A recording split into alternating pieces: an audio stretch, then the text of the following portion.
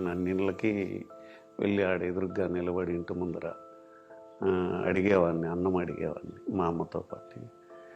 అట్లా నేను వెళ్ళేసరికి స్కూల్ దగ్గరికి వాళ్ళు అనుకోకుండా పొరపాటుగా, అంటే రెగ్యులర్గా చూస్తూ ఉంటారు కదా, నేను భోజనానికి వెళ్ళేది, మా అమ్మతో వెళ్ళేది. అప్పుడు వాళ్ళు ఇక్కడ భోజనం పెడతారా, ఇక్కడ బెటరు, అప్పుడు భోజనానికి ఏడవరు పెడతారు నీకు పోనని పంపించేశారు. ఆంధ్రప్రదేశ్లోని అనంతపురంలో ఏఎస్పీగా పనిచేస్తున్నారు అమిటి హనుమంతు. భిక్షాటన చేసి చదువుకుని ఈ స్థాయికి వచ్చానని పిల్లలకు చెబుతున్న ఆయన వీడియో వైరల్ అయింది. చిన్నప్పుడు తిండి కోసం, చదువు కోసం ఎంత కష్టపడ్డారో వివరించారు హనుమంతు. కూలి పని ఉంటేనే జరుగుతుందండి భోజనానికి. కూలి పని లేదంటే మాకు ఇంకా భోజనానికి కష్టమైపోతుంది. మా అమ్మగారు చుట్టుపక్కల గ్రామాలకు వెళ్ళి తెచ్చేవాళ్ళు. పండగలప్పుడు, పెళ్ళిళ్ళప్పుడు 10 మంది కలిసి, అందరూ కలిసి మా యొక్క పక్క గ్రామంలో కిరణ్ కుమార్ రెడ్డి వాళ్ళ ఊరు, ఎక్స్-సీఎం, వాళ్ళ కుటుంబ సభ్యులంతా అక్కడే ఉంటారు. వాళ్ళు పండగ రోజుల్లో, పెళ్ళిళ్ళు, ఏదైనా జాతర ఇట్లాంటివన్నిటికీ అది మా ఆచారం. అట్లా పోయి వాళ్ళ ఇండ్ల ముందర లైన్గా మేము 10 మంది కూర్చుంటే వాళ్ళు వచ్చిన వాళ్ళకందరికీ ఆ ప్లేట్లో భోజనం పెట్టేవాళ్ళు. చదువు మీద హనుమంతుకున్న ఇష్టాన్ని గమనించిన తల్లి కృష్ణమ్మ ఆయన్ను బడికి పంపించారు. మేము గ్రామానికి వెళ్ళాం, భోజనం అడుక్కున్న భోజనం అది తీసుకొని వచ్చి రిటర్న్లో ఒక చెట్టు కింద కూర్చొని భోంచేస్తున్నాను ఇద్దరం కలిసి. అప్పుడు ఆ పిల్లలు అటు వెళ్తున్నారు, వాళ్ళని చూస్తూ ఉన్నానంట. నువ్వు కూడా వెళ్ళి చదువుకుంటావా అంటే, భోజనం తింటా వాళ్ళనే చూశాను. అప్పుడు దాంట్లో ఉన్న ఇంట్రెస్ట్ మా అమ్మగారు కనిపెట్టారు. స్కూల్లో చేరదామని వెళితే అడుక్కోవడానికి వచ్చారేమోనని తనను బయటకు పంపించేశారని ఆనాటి జ్ఞాపకాలు గుర్తు చేసుకున్నారు ఏఎస్పీ హనుమంతు. నేను అన్నిళ్ళకి వెళ్ళి ఆడ ఎదురుగ్గా నిలబడి ఇంటి ముందర అడిగేవాడిని, అన్నం అడిగేవాడిని మా అమ్మతో పాటు. అట్లా నేను వెళ్ళేసరికి స్కూల్ దగ్గరికి వాళ్ళు అనుకోకుండా పొరపాటుగా, అంటే రెగ్యులర్గా చూస్తూ ఉంటారు కదా, నేను భోజనానికి వెళ్ళేది, మా అమ్మతో వెళ్ళేది. అప్పుడు వాళ్ళు భోజనానికి ఏడవరు పెడతారు నీకు పోనని పంపించేశారు.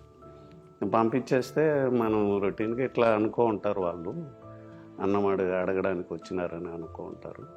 మళ్ళీ వెళ్దూలే, రేపు వెళ్దాంలేనని మా అమ్మగారు పక్కన ఒక పలక తీసుకొని వేరే వాళ్ళని మళ్ళా తీసుకుపోయి పలక చేతిలో పెట్టించి నిలబెట్టించు. అక్కడ నా లైఫ్ ఇంకా టర్న్ అవ్వడం స్టార్ట్ అయింది. తన మాసిన బట్టలు చూసి కుక్కలు వెంటపడేవని, పిల్లలు పక్కన కూర్చోనిచ్చేవారు కాదని ఆనాటి పరిస్థితిని తలుచుకుని బాధపడ్డారు. అంటే ఎవరికైనా ఉంటుంది మాసిన బట్టలు.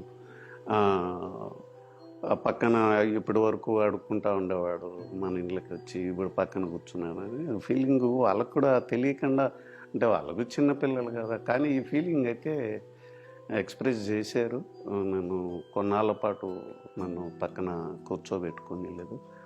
మెల్లగా టీచర్ లేనప్పుడు వెనక్కి వెళ్ళి దూరంగా వెళ్ళి కూర్చోమని బెదిరించేవాళ్ళు. బెదిరిస్తే అట్లా జరిగింది. అది టీచర్ గమనించి రిపీటెడ్గా జరుగుతూ ఉంటే గట్టిగా మందలించి అట్లా చేయొద్దండి, తప్పది కూర్చోబెడితే మెల్లగా కొన్నాళ్ళకి నువ్వు మంచి బట్టలు వేసుకొని వస్తే కదా అని ఆయన కూడా కొన్ని బట్టలు తెప్పించి ఈ బట్టలు వేసుకుంటారు. అప్పుడు ఇట్లా ఉంది అని చెప్పినని మా అమ్మగారు కూడా వేరే చోట బట్టలు తీసుకొని వచ్చి అప్పుడు వాళ్ళు బట్టలు కూడా అడుక్కొని వచ్చి తెచ్చుకున్నట్టు అలా స్టార్ట్ అయిందండి మా విషయం. అన్నమయ్య జిల్లా కలికిరి మండలం తెళ్లగుట్టపల్లి అమిటి హనుమంతు సొంతూరు. తండ్రి రామయ్య, తల్లి కృష్ణమ్మ.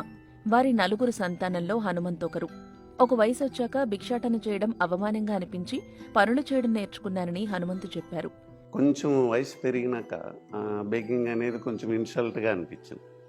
ఇంకా కష్టపడి పని చేద్దామని చెప్పి పని చేయమని అనేసి పనిని నేర్చుకోండి అని మా నాన్నగారు పని నేర్పించారు.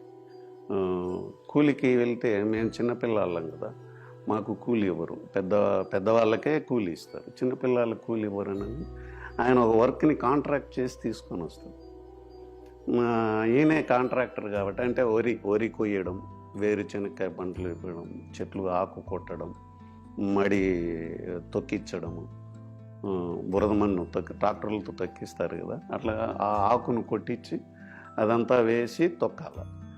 ఇట్లా చిన్న చిన్న వర్క్స్ కాంట్రాక్ట్ తీసుకొచ్చి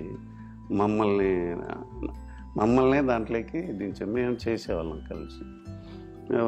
మేము ఎట్లా చేస్తుంటే ఖోఖో గేమ్ లాగా హాఫ్ డే మా అన్నగారికి స్కూల్ ఉండేది, హై స్కూల్లో. హాఫ్ డే మాకు ఉండదు స్కూల్. కొంతమంది ఒక section of people half day, ఒక section of people half day అట్లా ఉండేది.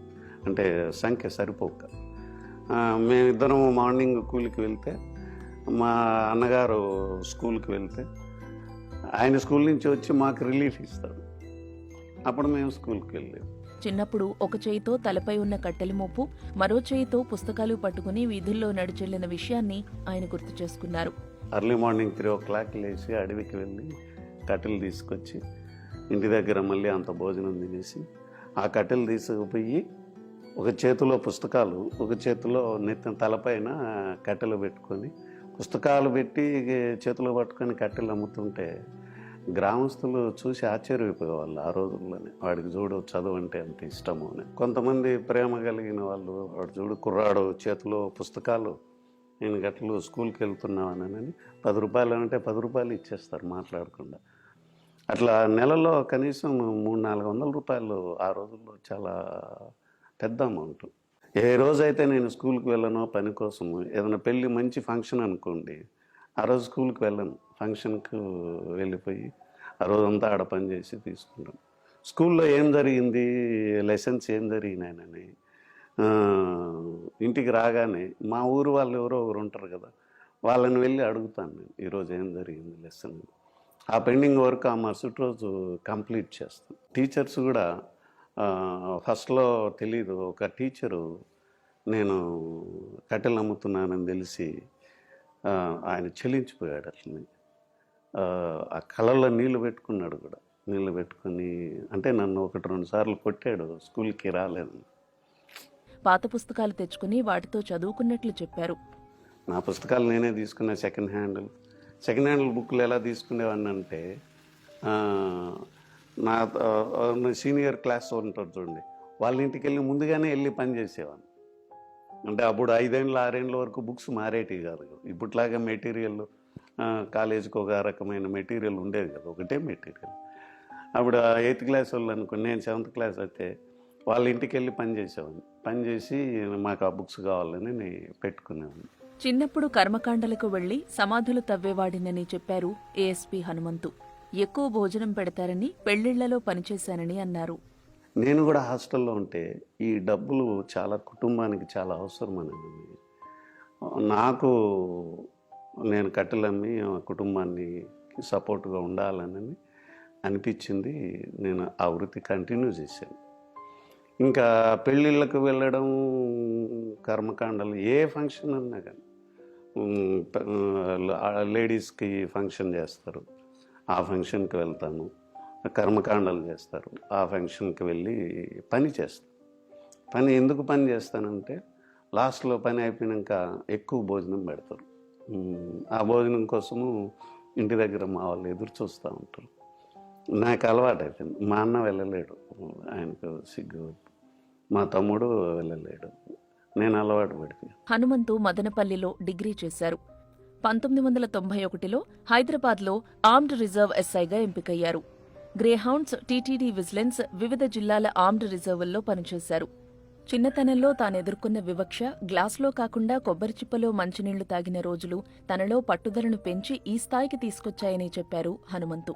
నేను చెట్లు, వరి వేరుచెనక్కాయ పంటల్ని 1 ఎకరాన్ని కాంట్రాక్ట్ తీసుకున్నా. నేను ఒక్కనే ఆ చెట్లు విడిపించేయాలి, లాగేసి కుప్పేసుకుంటా పోవాలి. ఆ కాంట్రాక్ట్ చేస్తుంటే మధ్యలో దాహం వేసి ఎవరైతే నాకు ఆ పని ఇచ్చారో ఆమెను నీళ్ళు అడిగాను. నీళ్ళు అడిగితే ఆమె ఇంటి చుట్టూ తిరుగుతుంది. ఎందుకమ్మా నీళ్ళు అడిగితే ఇంటి చుట్టూ తిరుగుతున్నావు, నాకు నీళ్ళు ఇవ్వనంటే, అదేనన్నా చెప్ప ఎత్తుకుతున్నా, చెప్ప దొరకలేదని. ఏమి ఇంట్లో గ్లాసులు లేవమ్మా నన్న, నీ గ్లాస్ ఇవ్వకూడదు కదా నీకు, అందుకని చెప్ప చూస్తున్నాను. ఆ చెప్ప ఇచ్చి ఆ చెప్పలో నీళ్ళు పోసింది. ఆ చెప్పతో తాగేటప్పుడు నేను బాధపడింది ఏదైనా ఉంటే ఆ రోజే. అంత కష్టం చేస్తాము వాళ్ళ దగ్గర, అంతేలేనా అంటే అప్పుడు కొంచెం బుద్ధి వచ్చిన వయసు కదా, పెద్దవాడిని అయ్యాను నేను. అది నాకు తెలిసి అది ఇంటర్మీడియట్లో అది జరిగిండేది. పోలీస్ ఉద్యోగం కోసం కూడా ఎంతో కష్టపడ్డానని ఆయన అన్నారు. నేను హైదరాబాద్కి ఉద్యోగానికి వెళ్ళింది కూడా అండి, అది చాలా గొప్ప ఇది. బస్టాండ్లో ఉన్నానండి, నాకు హైదరాబాద్ తెలియదు.